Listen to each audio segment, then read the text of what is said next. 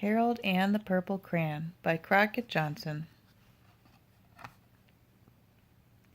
One evening, after thinking it over for some time, Harold decided to go for a walk in the moonlight. There wasn't any moon, and Harold needed a moon for a walk in the moonlight, and he needed something to walk on. He made a long straight path so he wouldn't get lost, and he set off on his walk, taking his big purple crayon with him. But he didn't seem to be getting anywhere on the long straight path, so he left the path for a shortcut across a field, and the moon went with him. The shortcut led right to where Harold thought a forest ought to be. He didn't want to get lost in the woods, so he made a very small forest with just one tree in it. It turned out to be an apple tree. The apples would be very tasty, Harold thought, when they got red. So he put a frightening dragon under the tree to guard the apples. It was a terribly frightening dragon.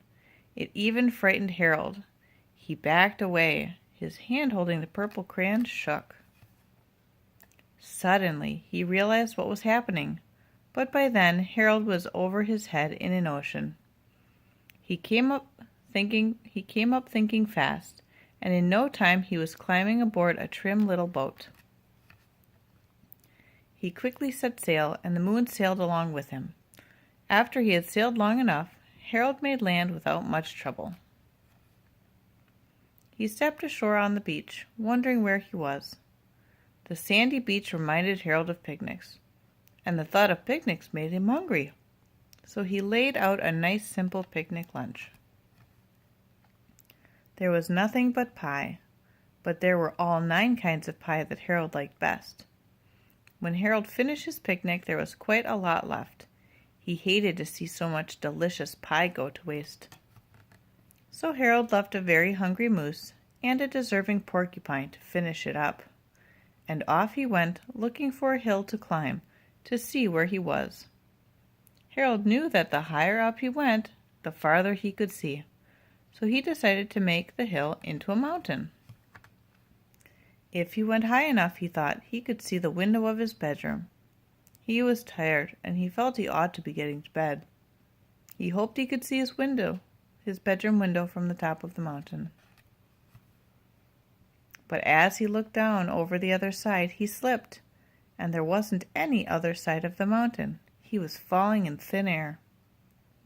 But luckily he kept his wits and his purple crayon. He made a balloon and grabbed onto it, and he made a basket under the balloon, big enough to stand in. He had a fine view from the balloon, but he couldn't see his window. He couldn't even see a house. So he made a house with windows, and he landed the balloon on the grass in the front yard. None of the windows was his window. He tried to think where his window ought to be. He made some more windows. He made a big building full of windows. He made lots of buildings full of windows. He made a whole city full of windows. But none of the windows was his window. He couldn't think where it might be. He decided to ask a policeman.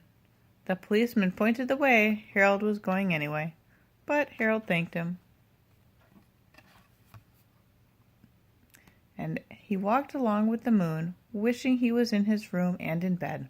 Then, suddenly, Harold remembered. He remembered where his bedroom window was when there was a moon. It was always right around the moon. And then Harold made his bed. He got in it, and he drew up the covers. And the purple crayon dropped on the floor, and Harold dropped off to sleep.